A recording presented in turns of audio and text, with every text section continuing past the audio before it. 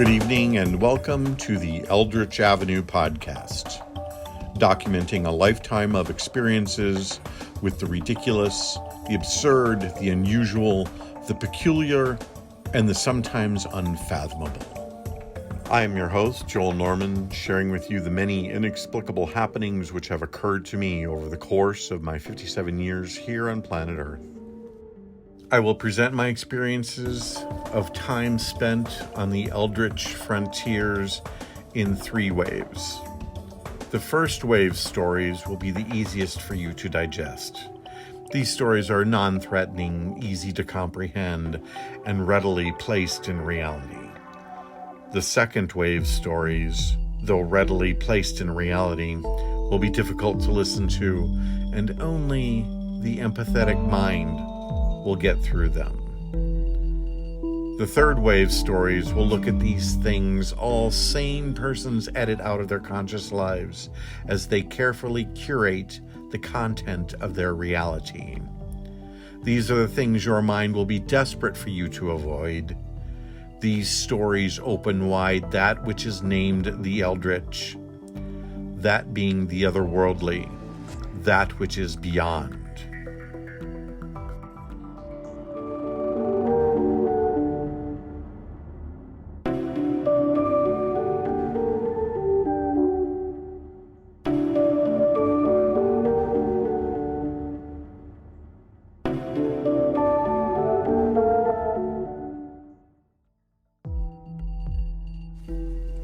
Hello and welcome back to Eldritch Avenue podcast. I know it's been 3 or 4 weeks since I had an episode, but sometimes life gets in the way, right? So this week's episode, I'm going to describe for you an experience I had, it was probably like 2 or 3 years ago by now, 2 years ago. So very recently, really. Well, recently. And it was a place I used to work at that I don't work at anymore, and for good reason. But I found a dead body at work. And it was a very disturbing scene to walk up in upon. So I'm letting everybody know right now that this narrative, this experience that I will be describing for you is going to possibly trigger people. It could be upsetting for people. My description is going to be certainly disturbing. So if you feel like you might be triggered by this, please don't listen to it. I don't want anyone to come away psychologically damaged or upset or even angry. And I don't want to seem disrespectful to the deceased. But I do have to describe what I experienced. I have to describe what I saw. And I feel like, to be true to myself, I have to describe how I reacted, how I responded, and what I thought. Because that's all a part of the human experience. You can't, have one without the other.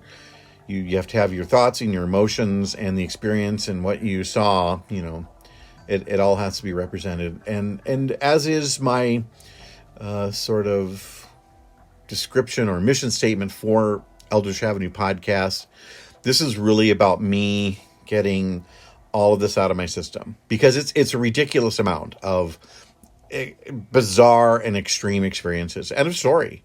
And that's just sort of like, that's why I'm doing this, because there's been so much and it's been so extreme that I'm just like, oh my God, I'm going to lose my friggin' mind. I would never do that. I don't think. I mean, it's like, sometimes I think it would be easier if I simply lost my mind, because then I would be free.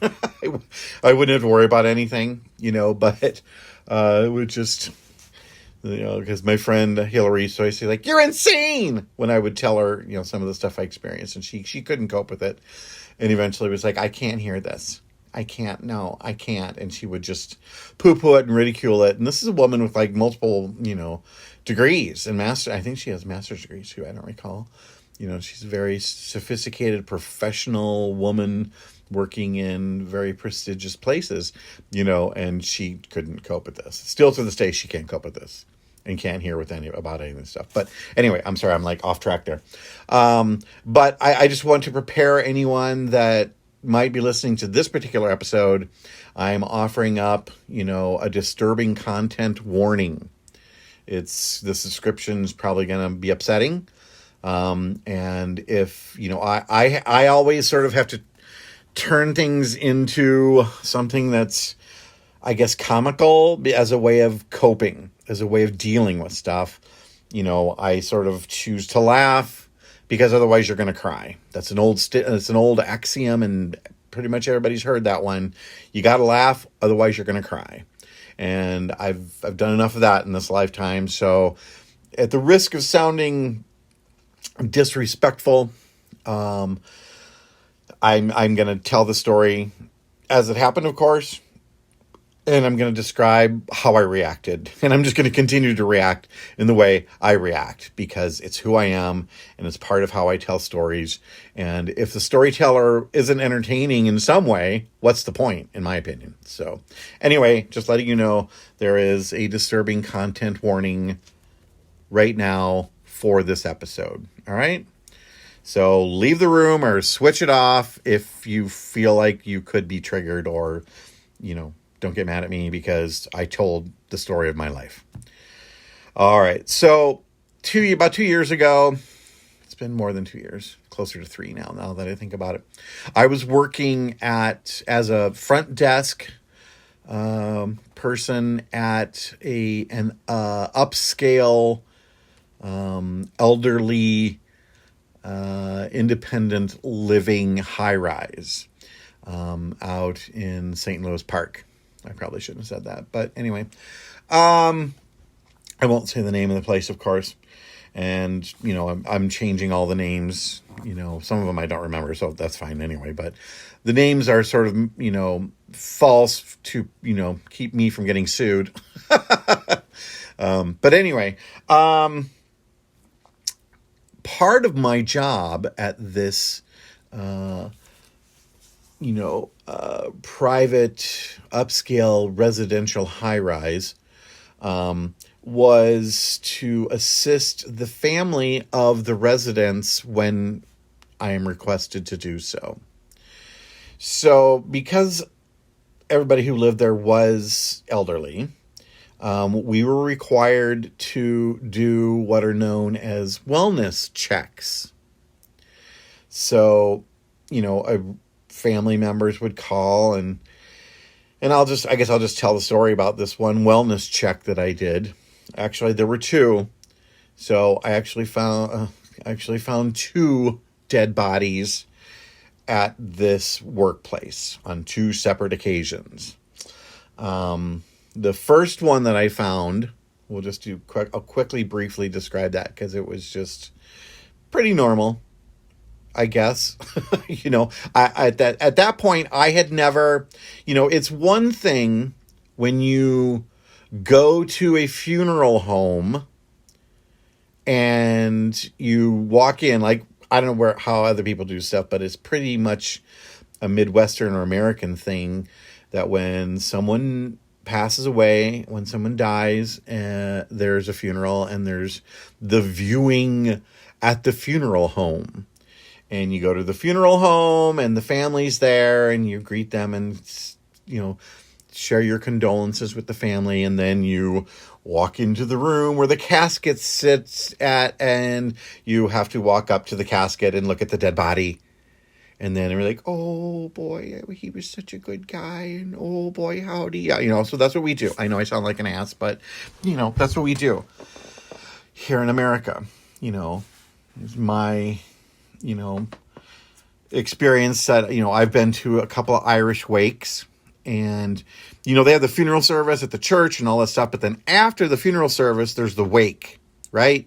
And everyone gets drunk and laughs and tells all the stories they remember. And I think it's a really kind of a beautiful thing, because then you tell all the stuff that made you laugh and how ornery they were and how funny they were and just what everything that happened, and you just get it out, you air it out, But, there's the other process of it's different than when what I experience is it's different when you find a dead body.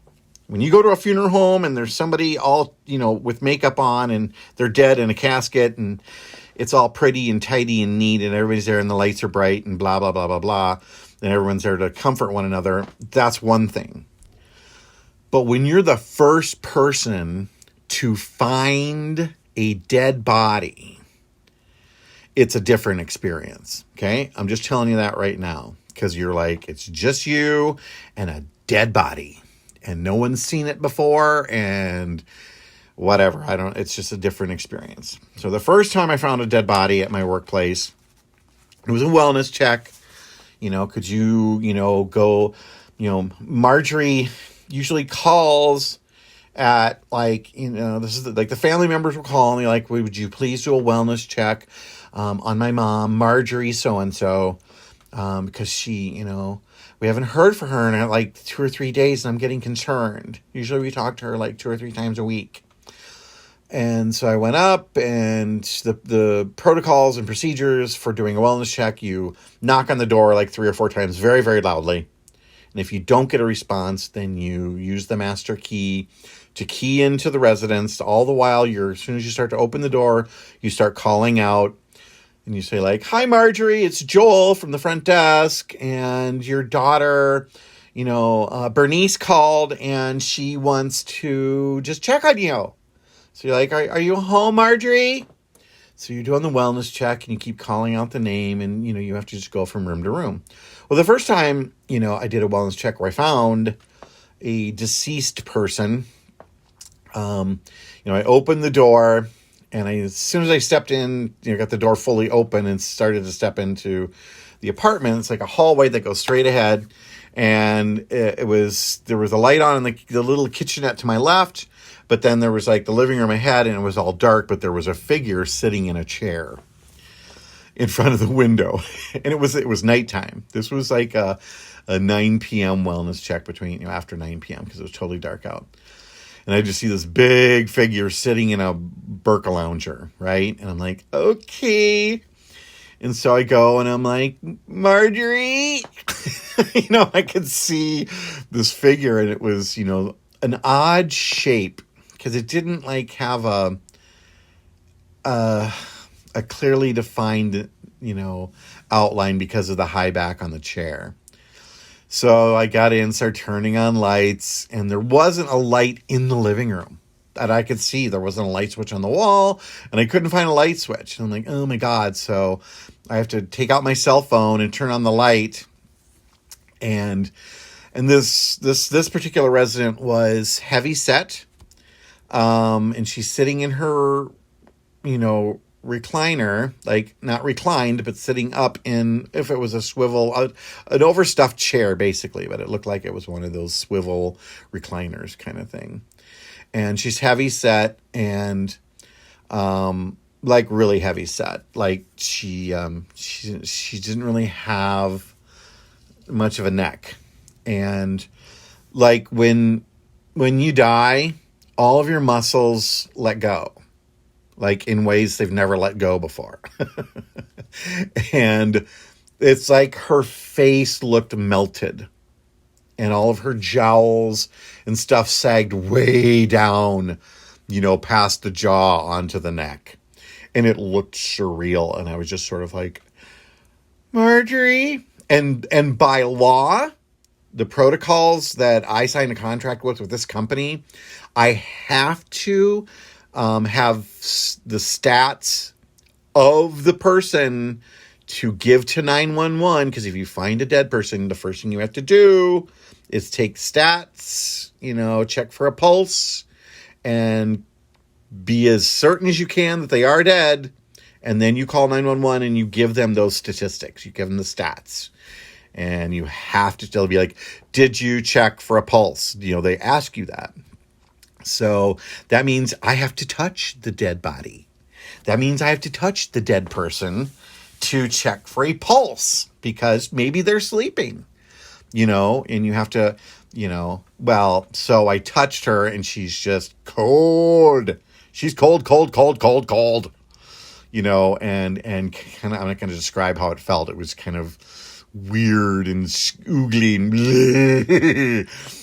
thankfully there was no smell. There was no smell, and I didn't have to be affected by any kind of other things. But it was just, her head looked like it was sort of a cone shape almost, as because of the way her neck and jowls and everything had sunk down onto her. And, her head's leaning back, and the neck sort of, the head sank down towards the body. So it looked like there was no neck. It was very strange. And I was just and she was cold and stiff, because they want you to check the pulse in two different places. So the neck and then the wrist. And of course, then they ask well, was rigor mortis set in? And I guess I don't know, because we have this company was a major corporation that had these upscale retirement communities all over the United States. And so they had super uptight corporate rules, and there were all these protocols and stuff. So, I had to make sure that I had all the information ready for my report, and also to give to the 911 dispatcher when I called. So she was stiff, she was cold and non-responsive. I decided she was dead. And I'm okay, I feel confident that this is a correct and accurate diagnosis, or whatever you want to say. And so I'm okay, thanks, Marjorie. And I left, and I locked the door, and I went downstairs. And then, as was according to the protocols and the law and the contracts and everything, I can't then call the family. Only the police in the state of Minnesota you have to turn over to the cops. You have to call the cops and they have to come and inspect everything, and then they contact the family. And I can't call them. If they call me back, say, what happened? You didn't call us back, which is what usually happens. Then I'm okay I have permission to say, I will say I do need you to speak with the police, and the police, are on their way or whatever. So I called the family, I called the police and called 911 and answered all the questions, and then usually a minimum of 2 police show up, and you answer questions, you take them upstairs and you unlock it, blah, blah, blah. And then, so that was the first time. It was pretty easy. I still felt kind of that was weird, and I don't feel really up. You just feel kind of weird, but it wasn't too bad. Okay. She looked strange. She literally kind of looked like Jabba the Hutt with no neck, and that's the way it looked like. So, but anyway, the second time I found a dead person at work was literally the most fucked up thing I have ever seen in my entire life. And I'm just going to describe it to you, because I still to this day, I'm just I don't even know what the hell happened here. I don't even understand how this is possible. I mean, I can sort of guess, but so I get a call, I'm at the front desk. I get a phone call, and it's hi, this is Mindy, Spork and Dink. And my mom always calls precisely at 4:30 every day, between 4:15 and 4:30, and she has not called, and I'm really concerned. And this was it was still light out. It was midsummer, high summer, so it was still very bright and light out. And they're so we're officially requesting a wellness check. And I'm okay. And I said, took down their phone number, which I had in the file anyway, because I pulled the residence file. And I'm okay, well, here's what I'll do. I'm going to hang up with you now, and I'm going to head up to the 8th floor, and I'm going to check on Dolores, and then I'll get back to you. And she's okay, great. So I hung up, grabbed the master keys and a flashlight and went and got on the elevator and went upstairs to, the 8th floor, 5th floor, whatever it was, and go down, knock, knock, knock, knock, knock, knock, knock, knock, knock, no answer, key in, calling out, Dolores! Hey, Dolores, it's Joel from the front desk. Your daughter, Cynthia or whoever, wanted me to check on you and just do a little wellness check. Are you okay? And so, I walked in and there was nothing seemed amiss in the kitchen or the living room. It was a little messy, but it didn't look like there had been a struggle or anything, And because she lived alone. And the funny part, not the funny part, but when when the daughter called for the wellness check, she said, well, my mom is 102 and she just had her birthday. So she is 102. And so, you may have to speak very loudly when you go in there. She's really hard of hearing. And I'm like, okay, all right, but she was 102 years old. And I was just like, okay, 102. Wow. Well done. So I'm walking through her, Dolores's apartment, and I'm calling out her name and announcing myself. It's Joel from the front desk. Your daughter called, blah, blah, blah. Nothing wrong in the living room. It all looked good, and then I, checked the bathroom on the way down the hallway to the bedroom, and there was nobody in there because you have to check the shower and every nook and cranny and every closet. That's literally what you have to do. And I get to the end of the hall, and the hallway was dark and there weren't any lights on.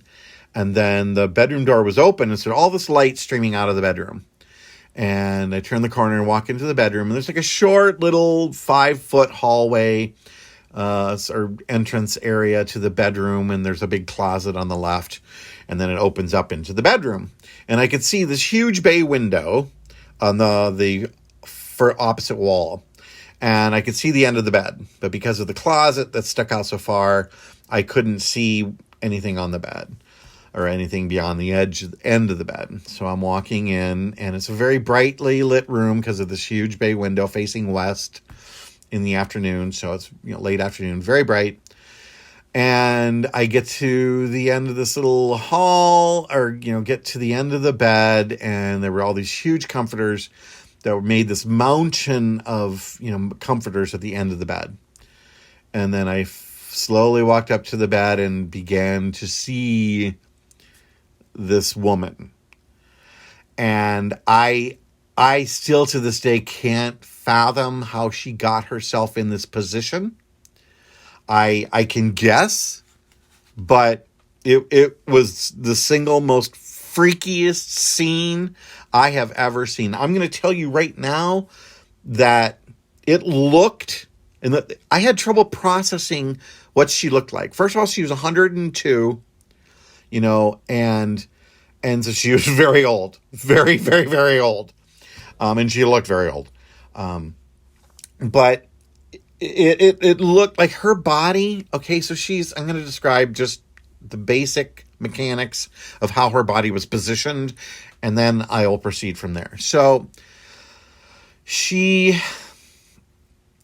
her back was on the bed. Her back and head were on the bed, like lying down. She is perpendicular to the side of the bed. Okay. The bed was parallel to the wall where the big bay window was, and she was perpendicular to the window and the wall. So her knees were like facing the window, and her upper back is on the bed. Her head is on the bed, but then from her lower back down was off of the bed, and her knees were bent at a right angle. Okay. And so she's just frozen in time in this bent knee position with her upper back and head on the bed, but her legs way out and her feet were flat on the ground. All right. And so she's sort of lying there with her knees locked in this position. Okay. She's naked. All right. And her Okay, so her face, this was really freaky. It was so freaky that I'm just like, what the hell happened here? I mean, I will tell you, the first thing I thought was like, literally like a lightning bolt. She had a massive heart attack. And you can imagine like this heart attack that hit her like a freight train or something. But her hands are up, like locked in place in sort of mid-air over her shoulders. And she's like, her hands are making these like claws, like she was gonna claw at something. And they were bent in a claw position. And they're like sort of on either side of her face, in the air, like her elbows are bent and her hands are like 5 inches to the side of each of her cheeks. And her hair, she had long hair, really long hair, and it was just not in an updo, let's say that. It was not combed, it was not in an updo, it was just wigged out all over. Like it was all over, and her eyes were wide open, and she was like, her mouth was wide open, and it looked like she was screaming. Her hands were in these friggin' claws, and her mouth was open like she was screaming. Okay, she did not have a happy look on her face. There was nothing peaceful about her face. Unlike the first dead person I found there, who looked very peaceful. She had sat down in her chair, dozed off to sleep, and that was it. And it was very peaceful. Not this one. Nope. It was locked in this. And her body and she like her teeth. So her teeth, the gums were so receded. They were so far receded. You could see the bone. You could see the upper jawbone where the teeth went into the skull. So that makes her teeth look really, really long, like really, really, really long, which is really freaky. And so she's doing this like crazy. So all the gums are receded. Her teeth look like they're an inch long. I mean, I swear to God, they look like they were just so incredibly long. I'm sure my memory distorts a little bit, but this was such a freaky scene that there was that image is burned into my retina. It's just never going away. And so she's frozen in this freaky scream. And her eyes are wide open and just, I swear, like she was killed by a demon. You could look at it and be like, she was killed by a demon, because what the hell else happened here? It's like, I just was like, oh my God, and she's half off the bed, which is weird. Cause like, I don't know. It's like, she sat down on the bed and then this massive heart attack happened and she just flung back, in reaction and sort of partially slid off the bed. And that, I don't know. I just is the weird. There was nothing that wasn't weird about this scene. And I just can still see that screaming. I could just almost hear it. And I will tell you, there's this other part I'm not going to describe because it's unnecessary, but okay. See, I'd never seen a woman's privates before. I'd never seen female genitalia before, and hers looked weird. It was just weird, and she had like 40 silver hairs that were like 8 to 10 inches long. I was just like, what? Why are they long? And why are they long? And there's only 40 of them. And I was like, no, I don't want to see that. I don't want to see that. And I just, because I could just imagine like that I'm horror stricken because of the look on her face, this just frozen scream and the claws that looked like she was just like something attacked her and killed her and she's still screaming. And then I sort of like look at her cooch and I'm like, what the fuck is that? What are those, I'm just like, no, this is just messed up. And so then I realized that, I'm like, my mind remembers that, hey, I have to check for a pulse now. No. No. No, no, no, no, no, no, no, no, no, no. And I'm like, I just did, the thing was, I'm like, there's no way this woman's alive. I just can't imagine unless she's play acting. And I just sort of poked her wrist and she was cold and stiff. And I'm like, okay, I'm going to go now. I didn't check for a pulse on her neck and I didn't check for a pulse on her wrist. I just poked her arm to check and it was cold and it was stiff. And I'm like, that's good enough for me. And I just was like, I had to go. I was just like, okay, I got to go. I'm done. We're done. We're in here. Sorry, Marjorie. Have a nice day. And it looked, the scene, her body looked like it had been produced in Guillermo del Toro's Creature Shop because of the receding gums and the long, snarly teeth. It was just the receding gums and the freaked out hair and the giant eyeballs wide open and the scream on her face and the hands clawing at something invisible. And it just looked like a scene from a Guillermo del Toro movie. I'm not lying. I just was like, what the hell? What? And oh my God. And I just was like, I gotta go. I'm done. I gotta go. So I just got out of there very quickly, locked the door, went downstairs, and just kind of blinking, what the hell did I just see? And I went all the way back down to the front desk, and called 911 and gave them the information. And then, the cops show up. And in the meantime, the family called back, and I just said, ma'am, protocols instruct me that I need to have you speak with the police when they arrive. And then, of course, they know, I was like, I cannot confer any information to you at this time because our protocols and Minnesota law require me to direct you to speak with the St. Louis Park Police Department, the Minneapolis, police. And so then she starts crying and she's very upset, and I apologize. I'm so sorry, ma'am. I cannot give you any more information. She's like, okay. And I'm like, I can put you on hold if you want, because the police are now, going to be arriving and blah, blah, blah. So she's like, I got to go talk to my sister. So she hangs up.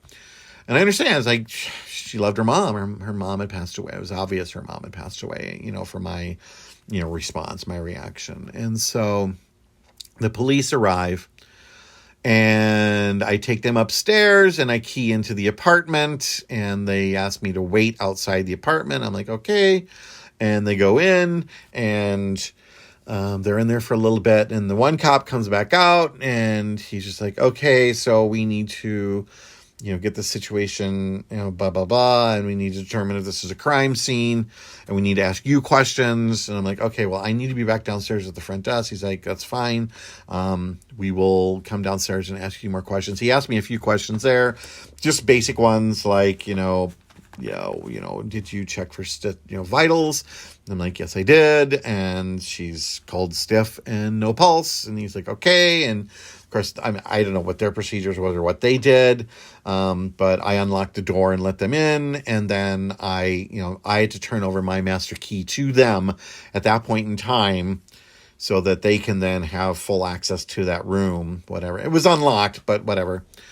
And so then I went back downstairs to the front desk, and I'm waiting there.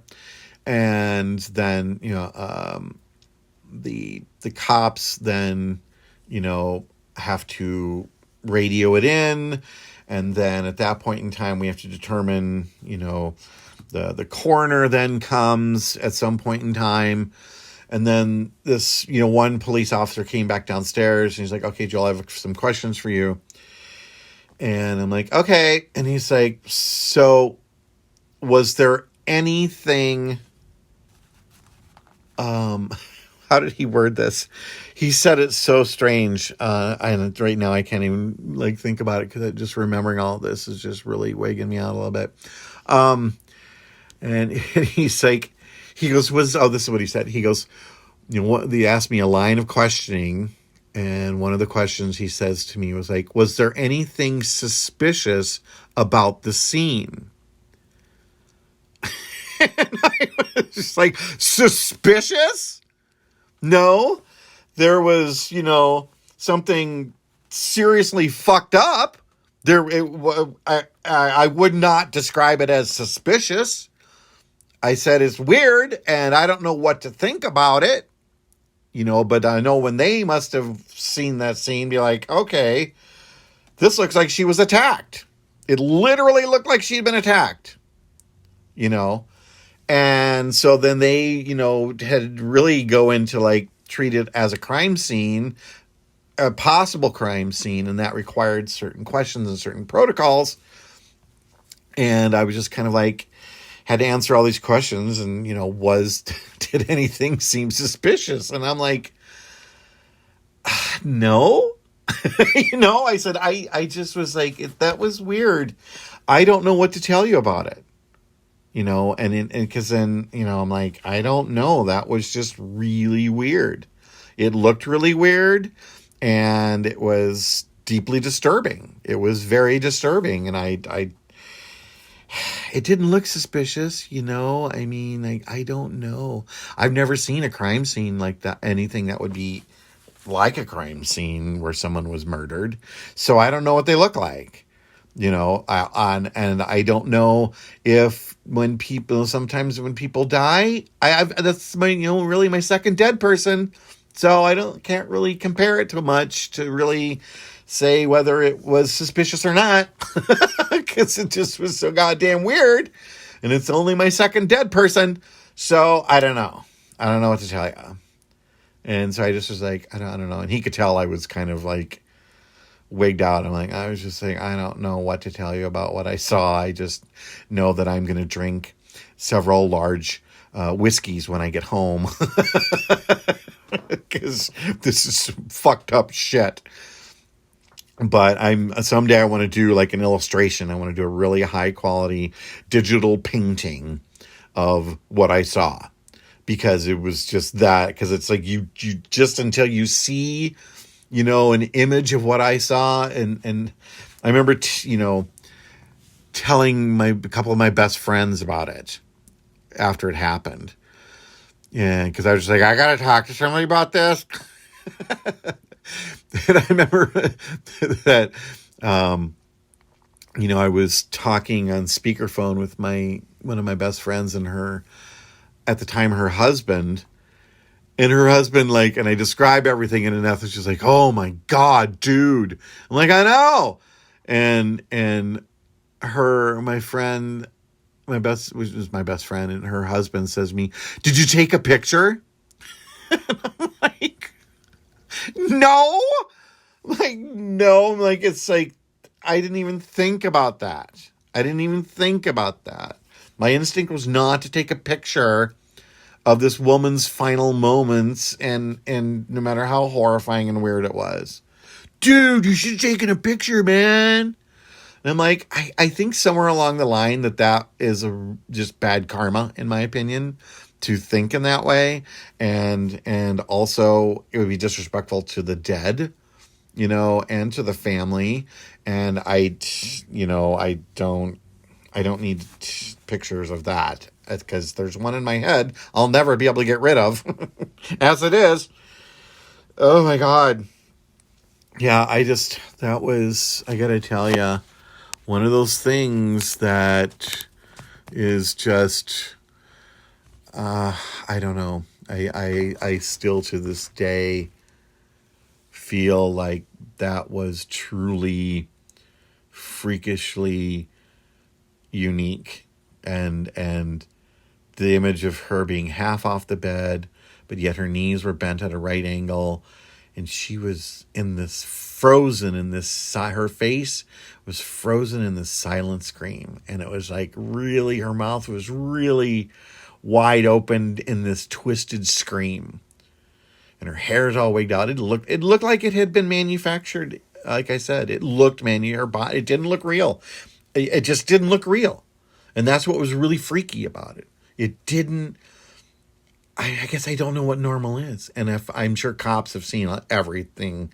And so they're unfazed by shit. And if I ever were to talk to that cop again, I'd be like, so on a scale of 1 to 10, how freaky was that for you? And I'm sure they've seen some really horrific stuff. And I'm sure they've seen some really bizarre stuff and weird. But that was just like, I just thought, was she attacked by a demon? Because that's what it looked like. It was not a peaceful passing. However it occurred and why ever it occurred, it was not peaceful. And I'm kind of like, did like death come calling and it was a demon? It was like, your time's up, bitch. I'm like, you owe us. I don't know what.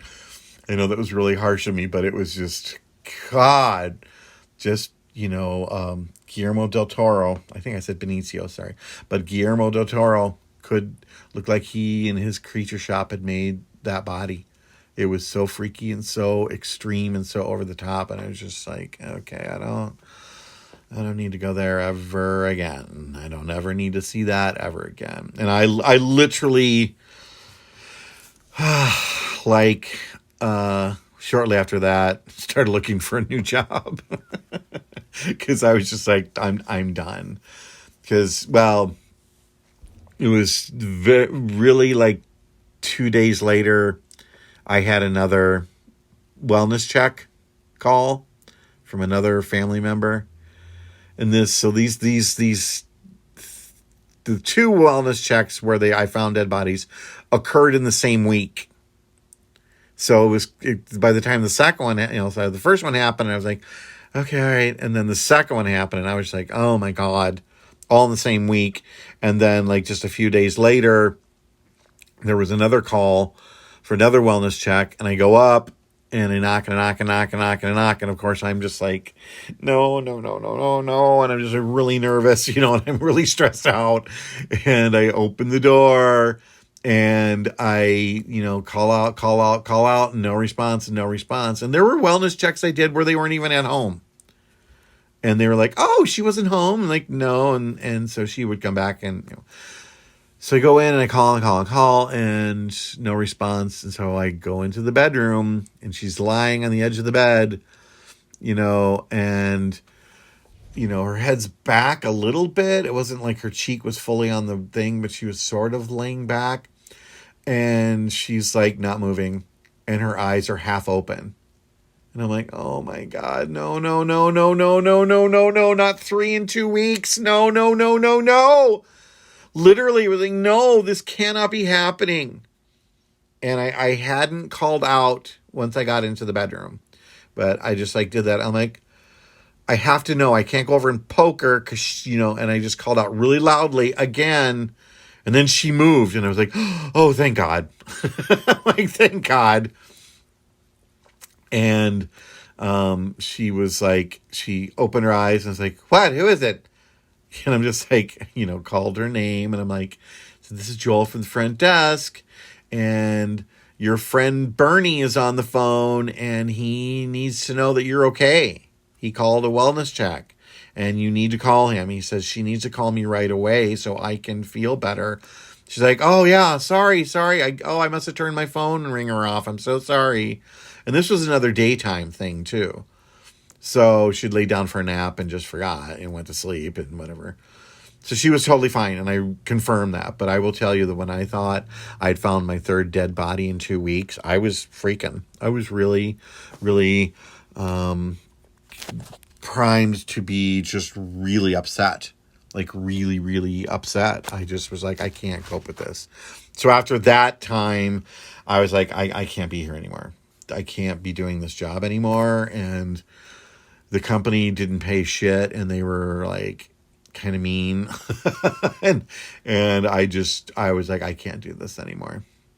I literally just can't do this anymore. And so when I got out of there and started looking for another job, because I'm just like, I can't deal with this. So, but I until you find a dead body, you're never going to be able to really put in perspective what this was like. And that was like the most extreme thing. And I honestly wish I had the forethought to write down that cop's name so I could just talk to him later and be like, because I was really sort of tight-lipped because I was just freaked out and really nervous about like how to handle this. Because I'm like, maybe it was a murder scene. I don't know. I don't think it looked like a murder scene, but I don't think it was. I'm pretty sure she had a massive heart attack, and they never, the coroner came and blah, blah, blah. And the cops did the questioning and the cops called the family and it was all resolved. And I worked there for a little, for another month and a half or something, I think. And there was never any other mention of those incidents. No one came to me and the cops never reappeared and said, so we need to ask you more questions about, Mrs. Turnblad or whatever, I don't know that there was nothing that ever came back around about that. So I assume that after the coroner's report and the autopsy that they determined that she had had a heart attack or something. I don't know.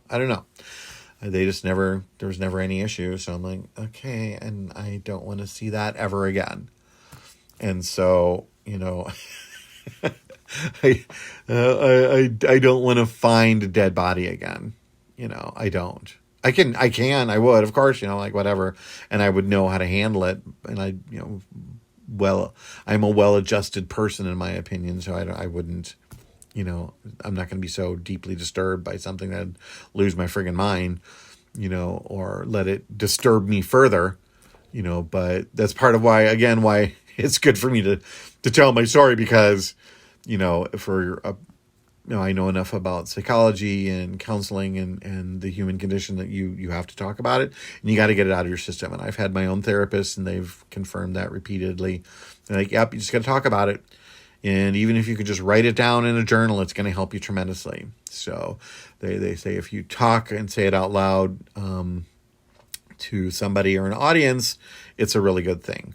So that's why I'm doing it, because holy shit. So there you have it. That's the time I found a dead body at work. And I know that was a really disturbing description and totally messed up. And I may have been a little irreverent in my description, but hey, that's life. We have to have a little irreverence periodically or we're going to go insane. We have to laugh or we're going to cry, and I'm not making total light of things and I'm being respectful, but sometimes you just got to laugh at shit. Life is so absurd. And especially for me, where I've had just way too much bizarre shit happen, way too many weird things happen. It's surreal. And sometimes it's just like, oh my God, I just can't deal with this anymore. And I just think about like people, like my family and friends and coworkers. And I know everybody has their trials and tribulations, but I don't think a lot of them would say they've experienced stuff like I've experienced. I mean, I know there's a fair amount of people out there who have, and there's like this, those celebrity ghost stories. Those are awesome. If you've ever listened to those on YouTube or iTunes or wherever that you can see those celebrity ghost stories. I think on Hulu has that too. Those are fascinating. And you can tell, I personally, when I am watching the celebrities telling the story, you're like, they're not fucking around. They're not making this shit up. No matter how good of an actor you are, when something's real, when you're telling a real story, you can tell. You can always fucking tell if somebody's like making shit up. Because even though people will like, I don't want to believe that's true, and so they'll just be like, you're just lying. You're just making shit up. Whatever. You believe what you goddamn want to. But someday you may face this stuff. And then you're going to be like, oh my God, this is what Joel was talking about. And holy fuck, how did he deal with a lifetime of this stuff. So anyways, I'm going to go ahead and wrap things up here with this episode of Eldritch Avenue, episode 14. Thanks for tuning in. Thanks for listening. Please take care of yourselves. Please be safe. The world's getting weirder and stranger and is starting to spin out of control. So take care. Be safe.